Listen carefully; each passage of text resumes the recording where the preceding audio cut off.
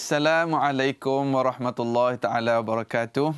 Alhamdulillah wassalatu wassalamu ala Rasulillah wa ala alihi wa ashabihi wa man walah.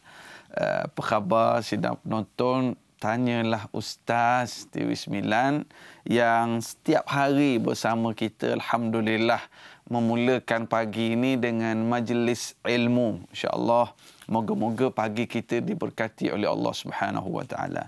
Insya-Allah, panjang umur hari ini, esok dan hari Ahad, saya akan bersama-sama dengan para penonton yang dikasihi sekalian, kita nak bincang tajuk hijrah. Hijratul Rasul sallallahu alaihi wasallam. Kita bincang dari aspek sejarah sikit, kemudian kita cuba bincang insya-Allah dalam masa 3 hari ini berkenaan dengan pengajaran, pengiktibaran yang kita boleh ambil untuk kehidupan seharian kita insya-Allah. Are you ready? Yes. Insya-Allah. Sebagai asas perbincangan kita, kita baca dulu ayat Al-Quran dari Suratul Anfal. Surah Al-Anfal dari juzuk yang ke-9. Kalau para penonton yang ada Quran kat rumah ataupun dia tengok-tengok kat telefon dia, ayat nombor 30. Iaitulah a'udzubillahi minasyaitonirrajim. Wa idh yamkuru bikal ladzina kafaru liyuthbituka aw yaqtuluka aw yukhrijuka wa yamkuruna wa yamkurullah wallahu khairul makirin. Sadaqallahul azim. Ayat 30 surah Al-Anfal. Dan ingatlah wahai Muhammad sallallahu alaihi wasallam, ketika orang kafir musyrikin Mekah menjalankan tipu daya terhadapmu untuk menangkapmu, memenjarakan atau membunuhmu atau mengusirmu keluar dari Mekah. Wa yamkuruna wa yamkurullah, mereka merancang tipu daya dan Allah juga merancang. Wallahu khairul makirin, kerana Allah itu adalah sebaik-baik perancang dan menggagalkan tipu daya musuh-musuh yang membenci Nabi Muhammad sallallahu alaihi wasallam. Sidang penonton yang dikasihi sekalian, bila nak bincang berkenaan dengan hijrah ni, saya terfikir nak mula dari mana? Nak mula dalam aspek apa? Dari segi sejarah pun kat mana nak mula? Sebab ia berkait. Bukan sekadar keluar dari rumah masuk ke Gua Thur, Nabi bersama Abu Bakar As-Siddiq, tetapi kisah hijrah ini dia berkait panjang. Tapi saya duk fikir insya-Allah kita nak mulakan pagi ini pada zaman Sayyidina Umar Al-Khattab. Di dalam kitab Al-Bidayah wan Nihayah karangan Al-Imam Ibn Kathir rahmatullah alaih, Imam Ibn Kathir menyebut ketika Sayyidina Umar Al-Khattab menjadi khalifah, maknanya lepas zaman Sayyidina Abu Bakar, Rasulullah dah wafat, naik Abu Bakar, naik Sayyidina Umar, ketika Islam berkembang luas, ada riwayat menyebut pada tahun 16 Hijrah ataupun pada tahun 17 Hijriah, berlaku satu kes. Satu kes zaman Sayyidina Umar. Jadi yang melibatkan adalah kes 2 orang tu. Dia kata, oh ni perkara ni pada bulan Syaban ni. Jadi Sayyidina Umar tanya, bulan Syaban tahun bila? Bulan Syaban bila? Bulan Syaban mana satu? Tahun bila tahun? Bulan ada. Sebab orang Arab dari dulu lagi mereka dah ada bulan-bulan ini. Tapi Sayyidina Umar kata mana tahun? Masa tu timbul isu. Kita orang Islam, kita perlu ada tahun kita sendiri.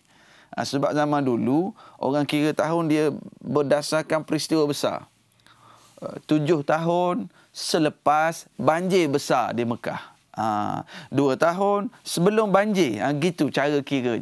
Jadi kata Sayyidina Umar, sebagai khalifah, kita orang Islam kena ada image, kena ada tahun kita sendiri. Lalu Sayyidina Umar panggil para sahabat bincang. Penasihat dia, ada sahabat yang mencadangkan kita kira tahun 1 Islam pada tahun Maulidur Rasul sallallahu alaihi wasallam, tahun Nabi lahir, kita kira tahun 1. Ada sahabat cadang tak? Kita ambil tahun Nabi jadi Nabi, turunnya ayat Iqra bismi rabbikal ladzi khalaq, itu tahun 1 Islam. Ada sahabat yang cadang tak? Kita ambil peristiwa Isra Mi'raj, itu pensyariatan salat, itu tahun 1 Islam.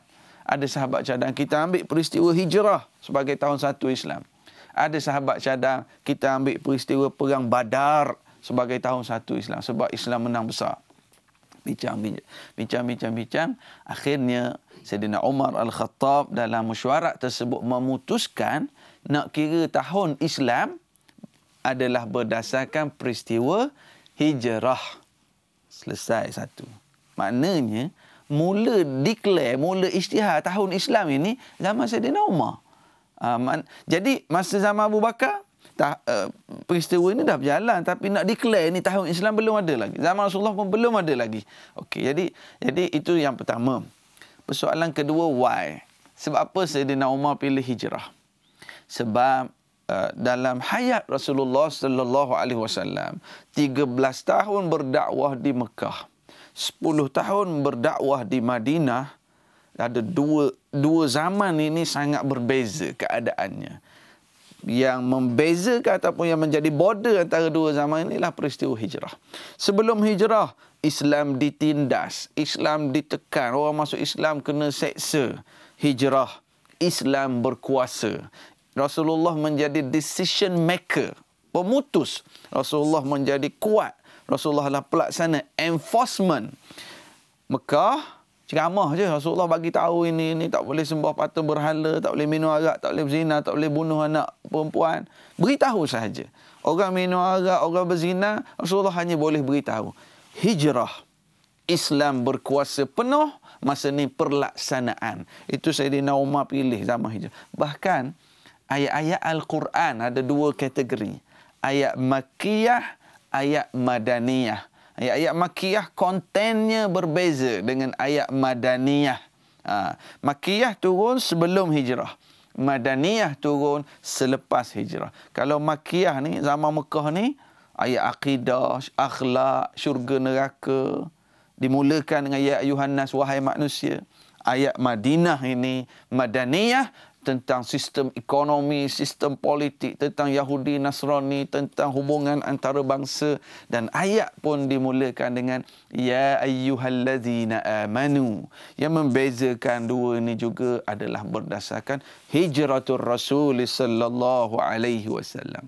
Bahkan ada ulama menyebut peristiwa hijrah adalah dalil yang paling kuat yang menunjukkan kepada umat Islam bahawa ajaran Islam ni bukan sekadar sembahyang, puasa, zakat, tawaf. Kerana sekiranya Islam ni sembahyang, solat, tawaf, duduk kat Kaabah lah lagi baik. Stay di Mekah, tak payah hijrah. Boleh duduk berzikir, boleh baca, cukup.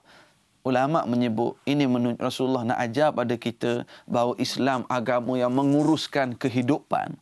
Dengan hijrah ini boleh dilaksanakan segala perintah Allah Subhanahu wa taala. Ekonomi, sosial, politik, jenayah dan sebagainya dengan hijrah.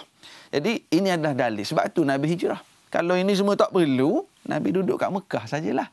Jadi kita di dalam mempelajari sirah Rasulullah sallallahu alaihi wasallam bukan sekadar kita hebatnya, perjuangan, sedihnya. Betul, itu penting. Tetapi kita juga mesti mempelajari fiqhus sirah ataupun istinbat, hukum-hukum yang kita boleh keluarkan daripada peristiwa-peristiwa sejarah ini sebagai panduan dalam kehidupan kita pada zaman sekarang. Saya rasa semangat je pagi ni.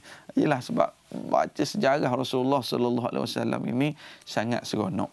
Okey, saya baca ayat dalam surah Al-Anfal ayat nombor 30 tadi.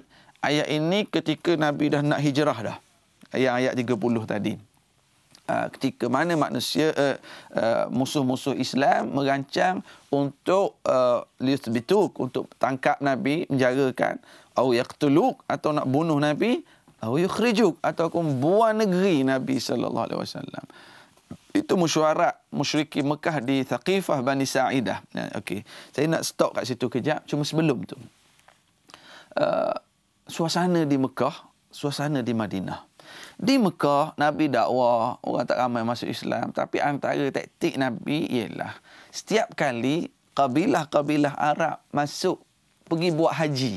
Orang Arab jahiliah buat haji. Tapi haji jahiliah yang mereka warisi daripada zaman Nabi Ibrahim. Tapi mereka ubah.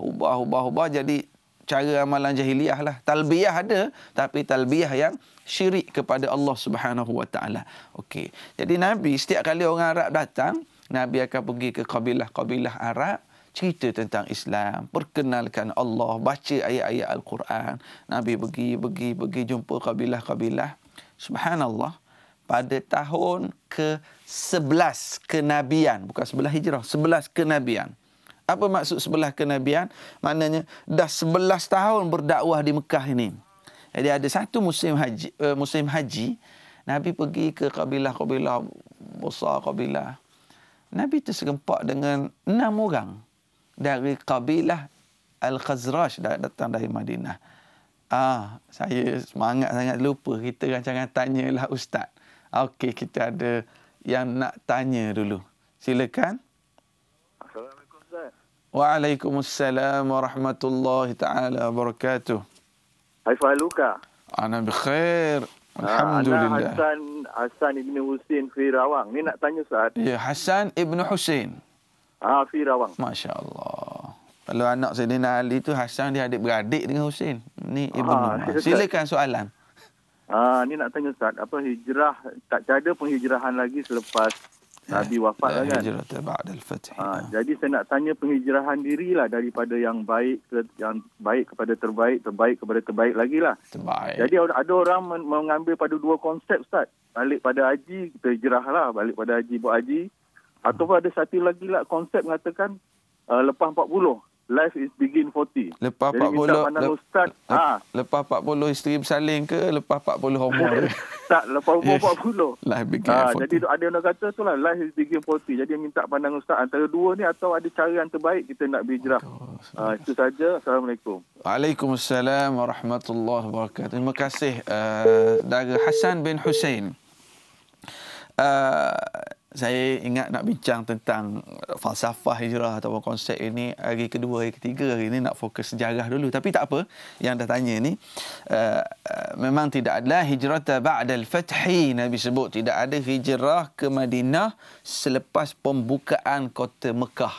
Maknanya apa? Mekah telah duduk bawah pemerintahan Madinah, pemerintahan Islam Rasulullah SAW, maka tak perlu lagi orang Mekah nak hijrah dah ke Madinah.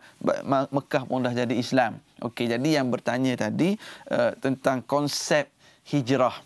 Ada orang nak hijrah dirinya daripada tak berapa baik, nak jadi lebih baik. Yang dah baik dah, nak jadi lagi baik. Yang dah lagi baik, nak jadi terbaik. Nak jadi terbaik. Cuma ada dua tadi dia kata. Ada yang menyebut, saya insya-Allah saya nak berhijrah ni balik dari Mekah nanti. Ataupun ada yang kata insya-Allah saya nak berubah jadi baik bermula umur saya 40. Orang putih kata life begins at 40. Dia pegang dalil itulah. Bukan hadis itu. Okey. Jadi yang pertama, yang kata yang tangguh perubahan diri lepas balik dari haji nanti, itu satu keadaan. Satu lagi yang baru balik dari Mekah ni, saya balik dari Mekah ni insya-Allah saya nak berubah lah. Itu dua keadaan yang berkait dengan Mekah tadilah. Jadi okey, kita rehat ke dulu. Insya-Allah kita sambung balik lepas ni jawapan pada persoalan tadi. Never knowing when the end will come. Traveling light, bearing answers on. Traveling light through the hills and valleys of my life. Alhamdulillah Rabbil Alamin. Terima kasih kerana terus bersama-sama kami. Ada yang sedang bersiap-siap nak pergi kerja, nak hantar anak sekolah. Ada juga negeri-negeri yang hari ini cuti. Alhamdulillah lah, mana-manalah. Yang penting pilih rancangan Tanyalah Ustaz ni. Tak nak tengok pun on TV je lah, pergi siap-siap tak apa kan. Okey. Jadi jawapan pada sahabat kita Hasan bin Husin tadi, saya nak sebut yang pertama, orang yang kata nak hijrah, nak berubah diri selepas haji, selepas buat haji. Ia ada dua situasi. Satunya, si A ni kita tanya dah bila nak buat haji, tak tahu, nama tak naik lagi. Tak tahu dah daftar dah 2067. Maknanya dia tangguh, drag lama tu. Saya sekarang ni muda lagi, tunggu pergi Mekah balik ni saya hijrah lah. Yang itu kita nak beritahu bahawa kita tak boleh jamin kita boleh hidup ataupun tidak sehingga kita pergi ke Mekah. Jangan tangguh perubahan diri ni. Itu yang pertama. Yang kedua, yang memang bawa balik dari Mekah. Sekarang ni ramai dah jemaah kita yang sedang menonton program ramai. Saya nak beritahu kepada tahniah, haji-haji dan hajah-hajah yang bawa balik. Ulama' menyebut di antara tanda kita ni mendapat haji yang mabrur bila kita balik ke tanah air, keadaan kehidupan beragama kita lebih baik daripada sebelum ini. Itu tanda haji mabrur. Makna perubahan diri. Ini kepada yang bawa balik Mekah. Tadi yang pertama tadi, yang lambat lagi nak pergi Mekah sengaja tangguh. Yang tu kita kata jangan tangguh. Kita tak boleh jamin kita boleh hidup lagi. Kena mulakan sedikit demi sedikit. Yang pertama tadi. Yang baru balik dari Mekah, this is the time. Jangan fikirlah yang lepas-lepas tu. Biar ada kebaikan-kebaikan. Kalau sebelum ke Mekah, kita ni sembahyang wajib, kadang on, kadang off. Tanda kita mendapat haji yang mabrur, kita pulang ke tanah air, kita jaga solat kita yang wajib itu dan rajin nak buat yang sunat. Itu tanda haji mabrur. Dia hijrah dah balik dari Mekah lah ni.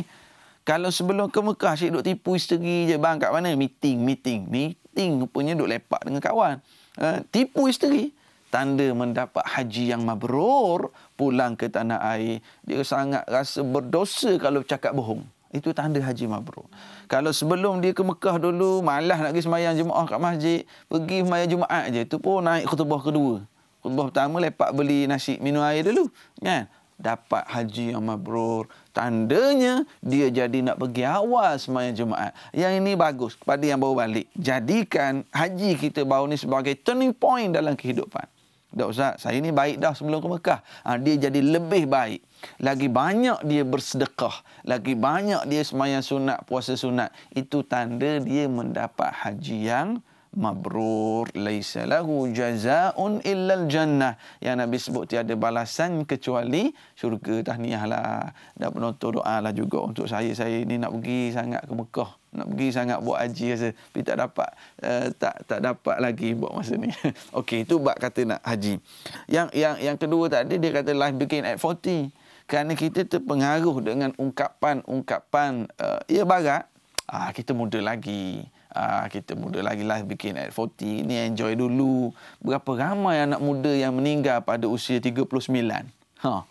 Berapa ramai yang meninggal pada usia umur 30-an.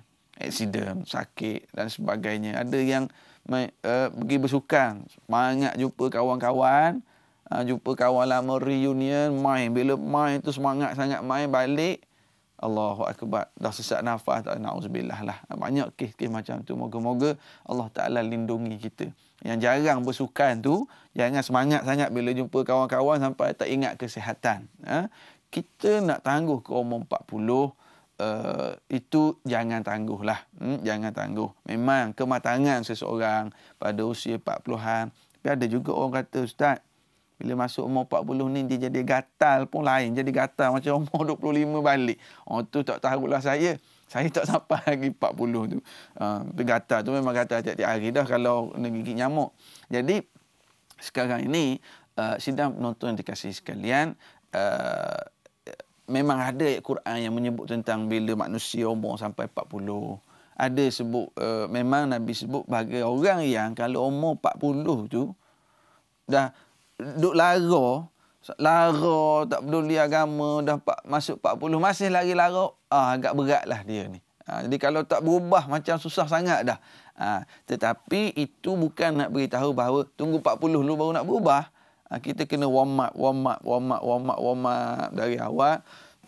Moga-moga semakin meningkat usia kita, yang sudah pasti semakin dekat ajal kita, kita dah semakin, graf kita menaik dalam ketaatan kita kepada Allah Subhanahu wa taala. Okey, ada panggil lagi? Silakan. Saya ingatkan ada pemanggil. Okey, sidang penonton yang dikasihi sekalian. Tadi saya sebut bahawa pada tahun 11 tahun Nabi duduk berdakwah kat Mekah, ada 6 orang yang datang. Diketuai oleh As'ad bin Zurarah yang mengetuai rombongan Khazraj dari Madinah datang buat haji. Subhanallah. Dalam ramai-ramai kabilah-kabilah besar yang Nabi dakwah, ada 6 orang ni, tapi Nabi begitu bersungguh walaupun 6 orang. Rupa-rupanya 6 orang ini adalah mengasaskan negara Madinah yang berlaku selepas hijrah nanti. Kita ada pemanggil. Silakan. Assalamualaikum Ustaz. Waalaikumsalam warahmatullahi wabarakatuh. Saya Zainal Ahmad dari Taman Kota Jaya, Kota Tinggi, Johor. Oh, Johor, apa khabar? Alhamdulillah. Johor bagus, banyak majlis-majlis ilmu sekarang. Tahniah, memang Ustaz, masjid-masjid. kalau Madinah Rasul tu lebih pada ni Ya, jamuan pun banyak. Kan? Jamuan tu lagi bagus. Okey, silakan soalan. Soalan? Ustaz, saya ni macam ini Ustaz. Saya ingin berhijrah, katakanlah saya ni dah hilang penglihatan kan. Ya. Bila kadang saya mengikut kursus haji, ingin berhijrah ke Makkah Ustaz. Tapi apakan daya kalau ada kemampuan duit pun saya tak mampu dengan tak dapat melihat kan. Sekarang ni saya ingin sangat nak pergi ke Makkah tu Ustaz. Walau bukannya haji pun dapat seekor murah pun alhamdulillah kalau ada keizinan. Tapi apakan daya saya nak berhijrah ke sana, saya dah menghilang penglihatan Ustaz. Umur saya dah 66 tahun Ustaz. Kadang-kadang saya orang boleh ke mana-mana berhijrah, saya sentiasa ada di rumah sebab saya tak boleh melihat lagi Ustaz. Tapi bukan saya tinggalkan 24/34 Ustaz kan. Macam hari Jumaat ni saya pergi juga sembahyang Jumaat ni di Masjid Kota Tinggi ni kan. Alhamdulillah. Tapi apakan daya kadang-kadang ada masa tertekan Ustaz, orang boleh ke sana sini, tapi apakan daya Ustaz kan. Wala haula wala quwata illa billah al-ali azim, tiada daya dan kekuatan melainkan dengan bantu Allah yang Maha Tinggi dan Maha Agung. Minta maaf Ustaz Boleh, nanti saya jawab Tengok Assalamualaikum. Waalaikumsalam warahmatullahi. Tengok, jangan tutup TV. Nak jawab ni. Allahu akbar. Kepada yang pakcik yang bertanya tadi, hilang penglihatan, hatinya teringin untuk ke Mekah. Cuma kita tak katalah kita nak berhijrah ke Mekah. Hijrah ni kita pergi duduk di Mekah. Kalau kata nak hijrah tu mungkin maksud pakcik tadi nak pergi menunaikan umrah, nak pergi menunaikan haji, insya-Allah. Idza arada, tadi kata la haula wala quwwata illa billah, tidak ada daya, tidak ada kekuatan melainkan milik Allah Subhanahu wa taala. Kalau Allah Taala nak izin, innama amruhu idza arada syai'an an yaqula lahu kun fayakun. Kalau Allah nak perkara itu boleh berlaku. Cuma macam ni, ada beberapa perkara yang Pak Cik sebut tadi. Memang ibadah haji ia berkait dengan istita'ah, kemampuan. Antara kemampuan tadilah termasuk kemampuan selain pada kemampuan keuangan. Tapi kalaulah sekiranya ayahanda kita tadi dia ada isterinya yang boleh pandu, boleh pimpin, ataupun dia ada anaknya yang mampu keluar belanja untuk uruskan si ayah yang buta tadi, wallahu alam lah, sekiranya ada kemampuan-kemampuan tadi diisi, dan Allah Subhanahu wa taala kalau ketulusan hati seseorang. Kadang-kadang ramai saya jumpa orang yang sangat teringin untuk ke Mekah ini, tapi mereka tidak mampu dengan ada masalah keuangannya, ada masalah kesihatannya, tapi hati mereka ni nak sangat ke Mekah. Ramai yang saya sendiri, pengalaman peribadi yang saya jumpa, dia tu miskin, tiba-tiba ada orang nak sponsor dia. Tak ada duduk sembahyang sunat kat masjid, cik nak pergi Mekah tak? Nak. Kenapa tak pergi? Duit tak ada. Pakcik pergi, saya sponsor. Pakcik tu, duit nak buat pasport pun tak ada. 2-3 hari kawan tu duduk tunggu mana pasport nak buat visa. Rupa-rupanya tak ada duit nak buat pasport. Yang nak sponsor tak ada. Kenapa tak beritahu awal-awal? Bagi 500 pergi buat pasport yang lebih, keep the change. Ada orang yang tulus. Bila Allah Subhanahu wa taala, Allah tahu ketulusannya, kesungguhannya, Allah Ta'ala buka jalan baginya. Moga-moga kita kena ada dulu rasa dalam hati. Ada di kalangan kita barangkali, Ustaz, saya ni tengok pada duit, simpanan duit dengan harga barang mahal, harga kos haji umrah lebih semakin mahal sekarang. Rasa macam tak ada harapan dah nak ke Mekah. Itu tanggapan yang silap. Tidak penonton dikasih sekalian, ibu ayah dikasih sekalian. Tanam dalam hati kita ini kewajipan. Ini rukun Islam. Aku nak buat. Allah, duit tak berapa ada ni. Aku nak menabung setakat yang aku ada. Kemudian aku nak berdoa kepada Allah untuk menjadi tetamumu, ya Allah. Yang kita boleh menabung, yang kita mampu buat. Doa, teruskan doa. Ada orang boleh pergi ke Mekah, dia kerja cameraman. Duit tak cukup, mana tugas masa musim haji. Dapat ke Mekah. Ada orang, dia cameraman, dia kata, Ustaz, dengan kamera ni, saya lama dah niat. Saya kerja jaga kamera ni, saya duk nampak saya nak ke Mekah, Ustaz. Dengan kamera ni. Ada orang, ya Allah Ta'ala buka jalan. Ada orang dia kerja tukang masak. Akhirnya pergi dengan travel agency, pergi masak. Tapi dia ni rupanya lama dah dia niat dengan kerja dia ni, aku nak sampai ke Mekah. Ada orang kerja dia nurse, ada orang kerja dia doktor. Dia nak dengan kerja aku ni, aku nak sampai ke Mekah. Akhirnya Allah Ta'ala buka jalan baginya. Dia bersungguh tadi. Jadi kita jangan putus asa dengan Allah. Dalam hadis Qudsi, Allah Ta'ala berfirman, Ana inda zanni abdi bi. Aku ni berada pada sangkaan hamba-Ku. Maknanya kita ni sangka apa kepada Allah? Masa kita berdoa, kita berharap nak pergi ke Mekah, apa sangka kita pada Allah? Ada orang kata, saya doa dah Ustaz nak pergi Mekah. Tapi macam tak ada harapan dah. Jadi dia bersangka begitu dengan doanya. Sepatutnya dia bersangka macam mana? Saya dah ikhtiar Ustaz, yang lain saya serah pada Allah. Dan saya yakin kalau orang lain Allah boleh pilih, saya pun Allah Ta'ala boleh pilih. Itu sangkaan kita kepada Allah Subhanahu Wa Ta'ala. Saya nak ucap tahniah kepada pakcik yang bertanya tadi. Sebab jiwa dia sentiasa rasa. Jangan putuskan berdoa. Teruskan doa. Mungkin pakcik tak nampak muka saya pada pagi ni. Tak tahu. Gelap ke cerah. Dalam TV ni nampaklah cerah sikit pakcik. Kat luar tu gelap lah. Tapi pakcik dengar apa yang saya cakap. Dan para penonton yang lain pun, insya-Allah kita bersangka baiklah kepada Allah. Jangan kita putus asa. Sebab kalau kita baca sejarah hijrah Nabi sallallahu alaihi wasallam ini, dalam suasana Mekah tu kena tindas, orang Islam tak ramai, tiba-tiba Islam boleh berhijrah, berkembang, wa ra'aitan nas yadkhuluna fi dinillahi afwa.